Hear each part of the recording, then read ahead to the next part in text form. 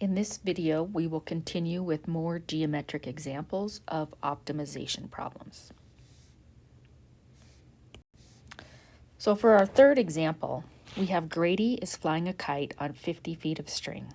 Its vertical distance from his hand is 10 feet more than its horizontal distance from his hand.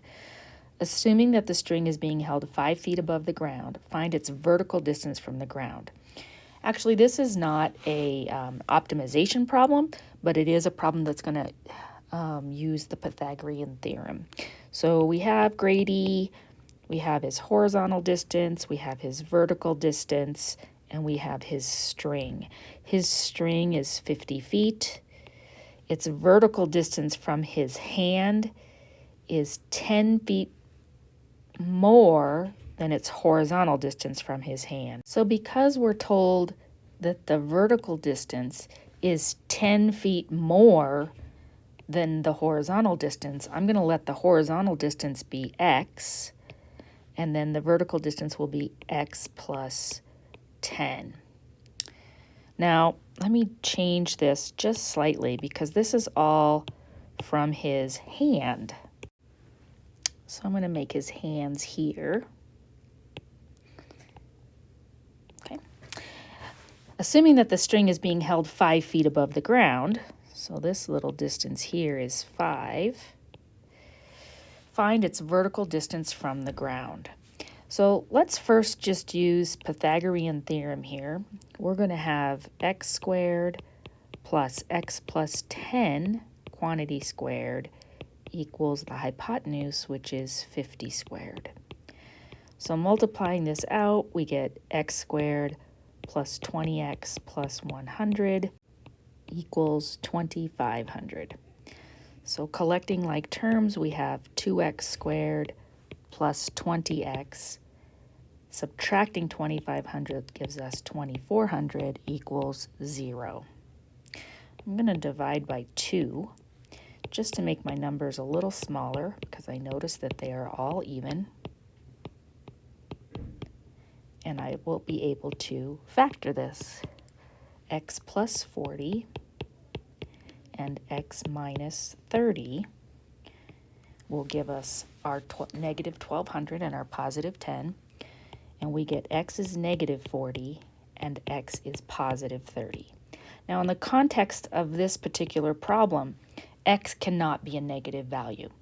So we're going to say that this distance here, x plus 10, is 30 plus 10, or 40, plus the additional 5. So the vertical distance is 45 feet. We'll say above ground level. So for our next example, we have an application here. We have a rectangle that is constructed with its base on the x-axis and 2 of its vertices on the parabola y equals 16 minus x squared. And the question is, what are the dimensions of the rectangle with the maximum area, and what is the area? This is, in fact, an optimization problem because we're looking for a maximum. And we're going to start with a picture. So I have oriented this parabola how we would normally graph this on a set of axes. And so if that's the case, y equals negative x squared plus 16, this high point here would be 16, and this point down here would be 4, and this point would be negative 4. So I'm going to call this distance from here to here x. And I want to maximize the area. So if I'm looking at my rectangle, and this ordered pair here is just some xy ordered pair, then this height here is just y. So we can say this is 2x and this is y. And so the area is 2xy. This is my objective. My constraint is going to be the fact that y is negative x squared plus 16. So I want my objective function here in terms of x's only. So in place of y, I'm going to put negative x squared plus 16. This is going to give me negative 2x cubed plus 32x. Well, this is a quadratic, so I could, it's not a quadratic, it's a cubic.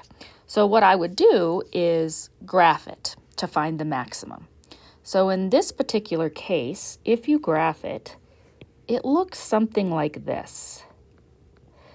And because our x value has to be positive, we're looking for this point right here. I would use a standard viewing rectangle for this. Then you can do second calculate max, and you're going to get at the bottom here x equals 2.309 and y is 49.26. So remember, this is actually your x value, your dimension, but this y is really the area. So now we can answer the two questions that we were asked. The first question was, what are the dimensions of the rectangle with the maximum area? So keep in mind our dimensions are 2x and y. So if x is 2.309 and I plug it in here, I get y equals 10.669, we'll say. So the dimensions are 2x, which is 4.618,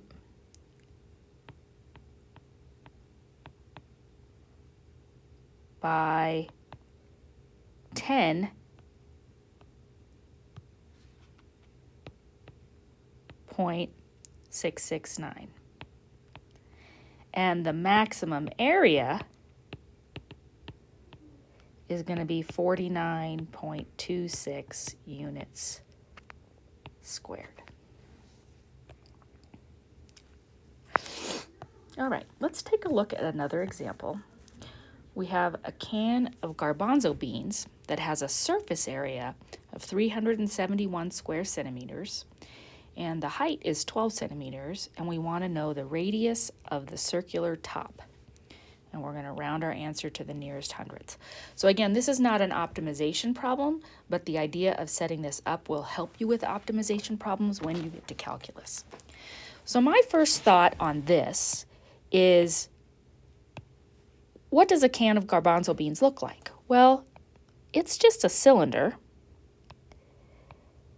and that cylinder is made up of a top, a bottom, and then if we were to slice down the side of the can and open it up, we'd get a big rectangle, and this would be the sides. Now, on this, the surface area would be pi r squared for the top, pi r squared for the bottom. We know that the height is 12 centimeters, so 12 here, and this length here is just the circumference, which is 2 pi r. So our surface area, which is what we're given here, our surface area is 2 pi r squared plus 2 pi r times 24. And we know that that surface area is 371. So we have 2 pi r squared plus, oh, I made a mistake. My brain was faster than my pen. And this should be 12, which when we multiply is 24 pi r. So what we have here, if we move the 371 over, 2 pi r squared plus 24 pi r minus 371 equals 0. And this is a quadratic. Now, to find this, we could use the quadratic formula where a is 2 pi, b is 24 pi, and c is negative 371. But we could also graph this, and if we use the x window to be minus 50 to 50, and we graph it, we will get the radius